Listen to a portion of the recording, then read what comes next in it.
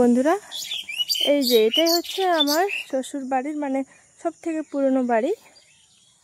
এখানেই আগে ওরা সবাই ছিল।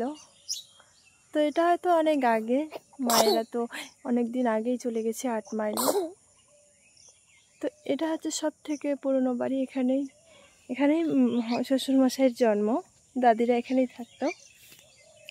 তো কিছুদিন আগে অবশ্য দাদিরা আর একটা দাদারা এই বাড়িটাতে থাকতো।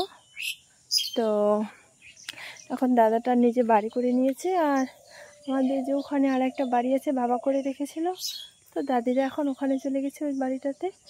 আর এটা যেহেতু মাটির বাড়ি, অনেক পুরনো বাড়ি, তো বাড়িটা দেখতেই পাচ্ছেন কি অবস্থা দেওয়ালগুলোর। তো এখন এই বাড়িটা দাদি ভাবছে যে ভেঙে ফেলবে, ভেঙে এটা জমি করে দিবে। তো ওই যে পিছনে যে টিনের ঘরটা আছে ওটা শুদ্ধ এই বাড়িটা। তো অনেকটা জায়গা নিয়েই আছে। তো আমি ভিতরে হয়তো দেখাতে পারবো কিনা তোমাদেরকে, দেখি একটু চেষ্টা করে। দাদি লাগিয়ে দিয়েছে।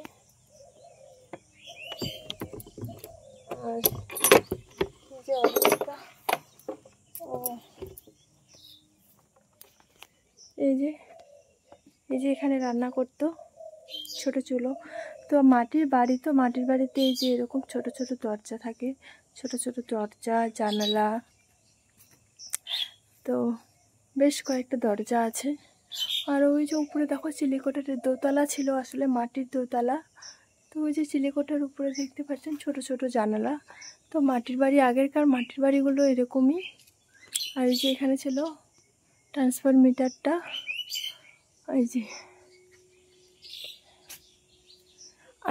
যে এগুলো যে সব দেওয়া আছে, এগুলো সব তাল গাছের বা খেজুর গাছের। তো এখন হয়তো আর গ্রামে গঞ্জেও মাটির বাড়ি তেমন দেখা যায় না। এখন বাড়ি ভেঙে আর কি সবাই পাকা দালান বাড়ি করছে।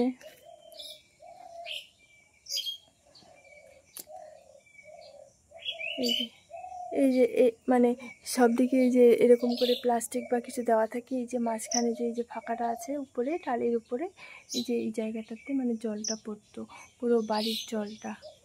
তো ভেঙে গেছে বলেই আমি ভালোভাবে দেখাতে পারছি না।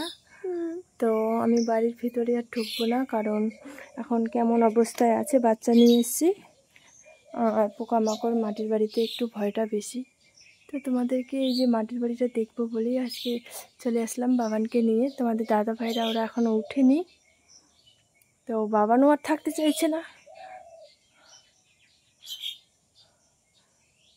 তো বাবানকে নিয়ে আর কি চলে আসলাম। চলো তোমাদেরকেও একটু ভিডিও করে দেখাবো, আর আমার ঘোরাও হবে। তো দাদিরা এই বাড়িটার বেশি দিন হয়তো থাকবে না, হয়তো আর আমরা দেখতেও পাবো না, কবে আসবো না আসবো। তো এই গাদ্দি পুজোটা শেষ হলেই মানে বাড়ি ভাঙার কাজ চলবে।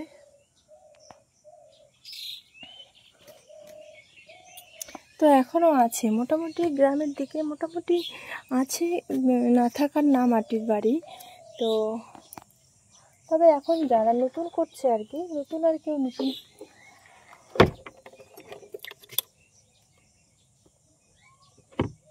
বাবা লাগাতে পারছি না।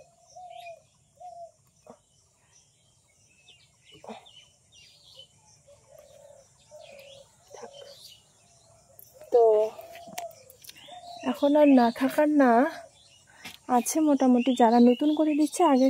এখন কিন্তু আর নতুন করে মাটির বাড়ি দেয় না, এখন সবাই পাকা বাড়ি করছে। তো এই যে এদিকে রয়েছে মাঠটা।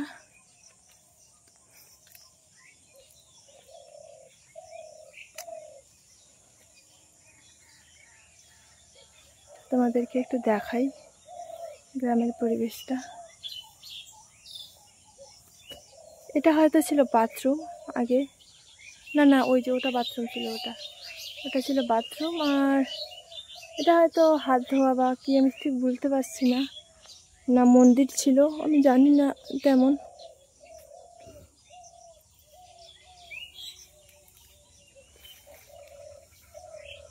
তো যে ওখানে আর একটা মাটির বাড়ি আছে।